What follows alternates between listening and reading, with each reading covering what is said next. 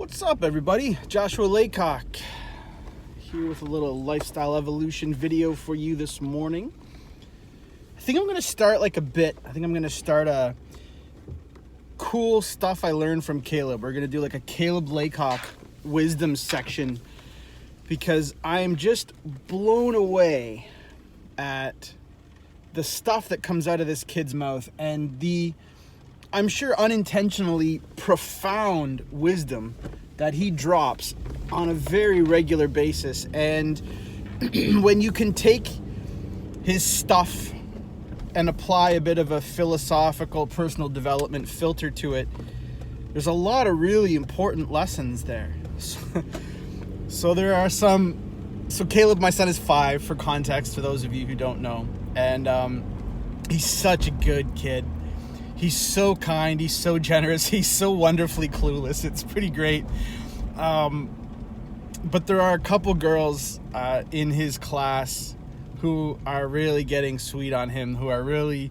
I said to my wife this morning, I said, I think they're marking their territory with him because they're definitely kind of mothering, girlfriending him. You know, it's, come on, Caleb, put your shoes on right. Come on, Caleb, put your cubbies straight. You know, your dad wants you to do this, but also just, you know, when we leave, they'll say things like, Caleb, when we leave, we're going to go to the window and wave at you, and you need to come over and wave back to us. You know, and it's really cute. But anyway, and he just, you know, they're just buds for him. But anyway, we came in this morning to his cubby to find in his cubby that he had a picture that had been drawn by these two girls, and they put Caleb at the top, and they probably put 30 or 40 hearts all over it and everything, and then they wrote love, and they put these two girls' names. It was so cute, and it was taped right on his cubby. He left yesterday before they did, so I guess they did it after he left.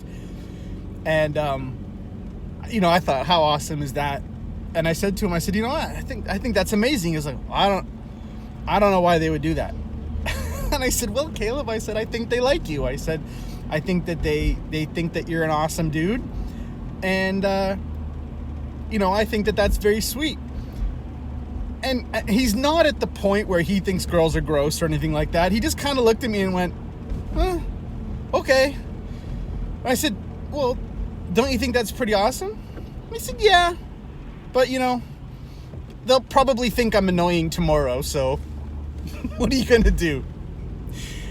And, you know, me and the teacher, we had a laugh, and it was very, very sweet, and I'm really glad. But, you know, I was thinking about this, and I think there's some really important lessons in the kind of the stuff that Caleb does and says. And I think probably the most important message is quite frankly, is that when you are kind and when you are sweet and when you go out of your way to help people, which Caleb does all the time, good things are going to happen and people are going to notice, and you will attract people, whether that is as an adult, romantically attract them, whether it's friends, whether at work, you know, you attract the right kind of attention for whatever promotion raises, whatever you're after.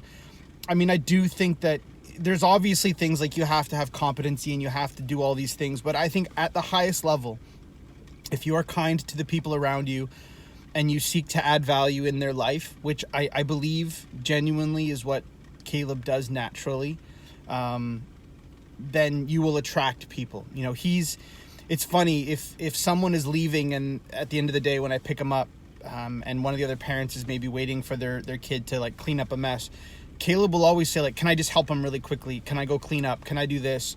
You know, if someone, like, I've even seen him, if someone is saying they're cold, he will literally give them the sweater off his back. That's just the kind of kid he is. And I think that attracts something pretty awesome. The other thing that I take away from Caleb, and particularly this morning, is while I've talked a lot about try to not internalize negative commentary, try to not have a negative dialogue with yourself, and try to really be as immune as possible as a human that you can be to the negativity around you, I think it's also smart to take compliments and take accolades and things like this with a grain of salt. Don't dismiss them. They're important, but don't let them go to your head. And have I ever been the victim of that, or the poster child for what not to do. Early in my career, I was very good at the little things that I was allowed to do, and in my world, I thought that was everything, and I totally let promotions and strong reviews and feedback go to my head. And I mean, you do that when you're younger, and you probably do it when you're more insecure than you'd like to admit. But I think that's an important lesson that Caleb kind of touched on inadvertently is, take it, smile at it, let it make you feel good, but don't let it go to your head, because you can undermine a lot by, if you're going to reject the criticism, if you're going to reject a lot of the negativity, or at least not allow it in beyond a quick introspection. I think the same needs to be true about the really, really good stuff. Is take it, let it make you smile, but don't let it go to your head. And then lastly, kind of maybe a little bit on a darker note or anything like that, but that there's very little permanence in our life, that most of the things that we have could be taken away from us at any moment. And it's important to embrace it, and it's important to enjoy it, and it's important to recognize it, but also to understand that, those girls could be annoyed with me by the end of the day. It's important to know that a lot of the things that we have are fleeting, and to recognize it as such. And again, I don't mean it as a nihilistic lens on life, like, I'm not going to enjoy this because it's all going to come crumbling down. Quite the opposite. Enjoy it, because it might all come crumbling down someday. So hold on to the things that you have and enjoy the things that you have, but recognize that there is an impermanence to a lot of things. And your biggest critic today could become, a vocal opponent tomorrow. It's interesting. I was talking to Ryan Mickler of the Order of Man yesterday. We were having a chat. And he's been pretty vocal about this on social media, but we were chatting about, it's amazing how someone will love you, and then all of a sudden you say one thing that they don't agree with, and all of a sudden you're an asshole, and I hate you, and how dare you. And it is amazing how fleeting that love can be, how fleeting that those accolades can be. And it's a shame, but I think it's just a byproduct of this sort of extreme mentality that our world seems to be in these days, right?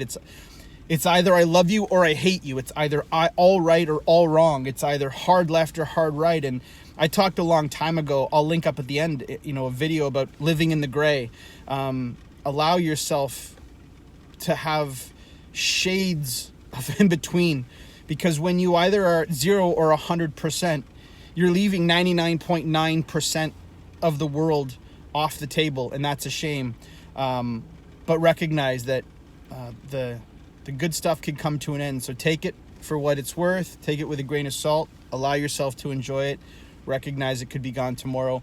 But also have solace in the comfort that the inverse of all that is true. If you're going through a really hard time, if you're going through struggles, whether it's in your marriage or at work or with your finances or your health, don't allow it to have more of an impact on your life than it should. Deal with it, pay attention to it, but don't internalize it. But also recognize that those conditions are likely also fleeting as well. And other than, anything other than the most catastrophic scenarios, chances are good these hard times, they too shall pass. So there's a balance. I believe that the universe or the world or whatever you want to call it tries to operate in a sense of equilibrium. And I think over the long run, things balance out. So while yes, all the awesome things are fleeting as well, inversely, I think some of the negative stuff is fleeting as well. And we just have to demonstrate some resiliency, both in the good times and the tough, and move through them. So those are some pretty, I probably am guilty of overanalyzing the things that he says only because I find it massively curious. I'm not. I think it's the innocence of a child. I'm not under some delusion that Caleb is some oracle or something like this. Although I probably make him sound like he is the way I speak about him. I just love the guy so much. But and I'm in awe of what he's able to do. I learned so much from him. So I think I'm going to do a little bit of a recurring segment here on the wisdom of Caleb winning and not knowing it. Anyway, so I thought that was a pretty cool situation this morning. I was very proud of him. Glad to see that the girls are noticing the Laycocks, even at an early age. And but I'm really glad that he took it in stride and recognizes that there is a very good possibility that they'll be pissed off at him tomorrow. Have a great day. I hope you have a good one. And hang tight. This too shall pass. Take care.